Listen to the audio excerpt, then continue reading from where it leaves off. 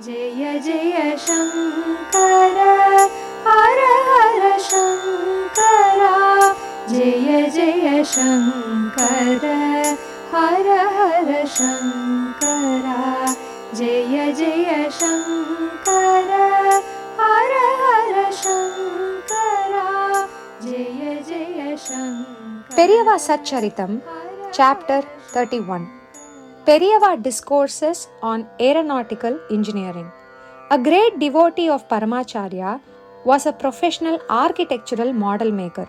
He was an expert in making miniatures of buildings, factories, temples, etc. Once he got an order from a college of aeronautics to make a miniature aeroplane. Some quantity of the special soft wood that was needed as basic material for the miniature was sent with the order. Barely 2 minutes after he started to etch the first piece of wood, the piece broke.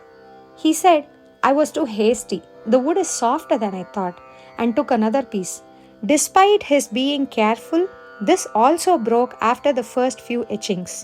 He was concerned, but not overly, because they had sent more than the quantity required. He took a third piece of wood, but as he started, some inexplicable fear got hold of him. "What if this also breaks?" he said to himself, and as was his practice on such worrisome occasions, he thought of Mahaperiyava. As he meditated on him, his anxiety slowly dipped away. He then started with the nose segment of the aeroplane. As he formed the sharp nose, it reminded him of a Gopuram, temple tower. He felt as if a voice was telling him, "Make a temple with the leftover wood."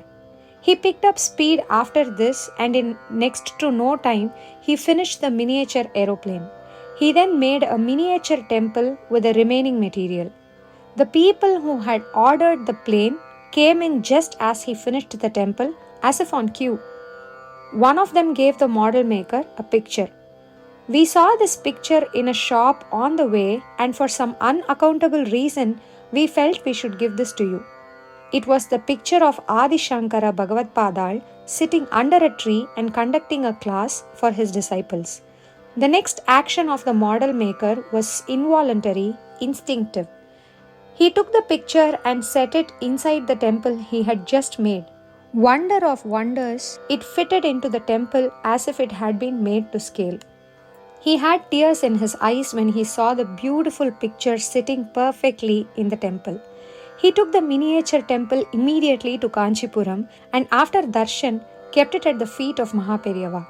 "Good, you could make the temple for our Adi Acharya with the leftover wood? And how was the aeroplane? Was it satisfactory?" The model maker stood gaping at Periyava with tears of joy flowing down his cheeks. He had not uttered a word, but the Maha knew every single thing that had transpired.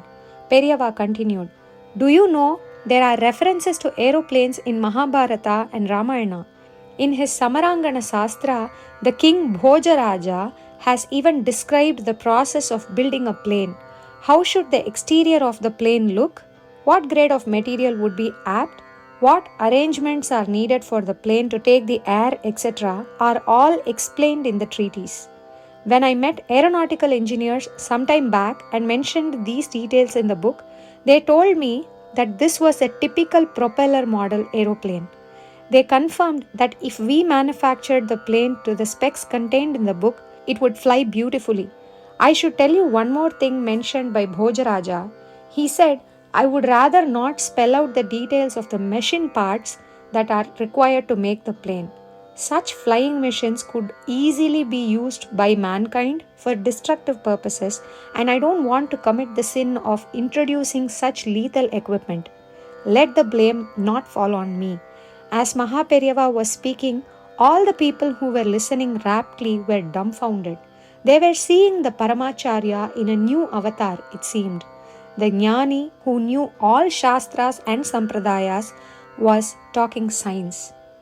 Jai Jai Shankara, Hara Hara Shankara, Mahaperiyava Chandrasekharendra. Hara Hara Shankara, Jaya Jaya Shankara, Hara Hara Shankara.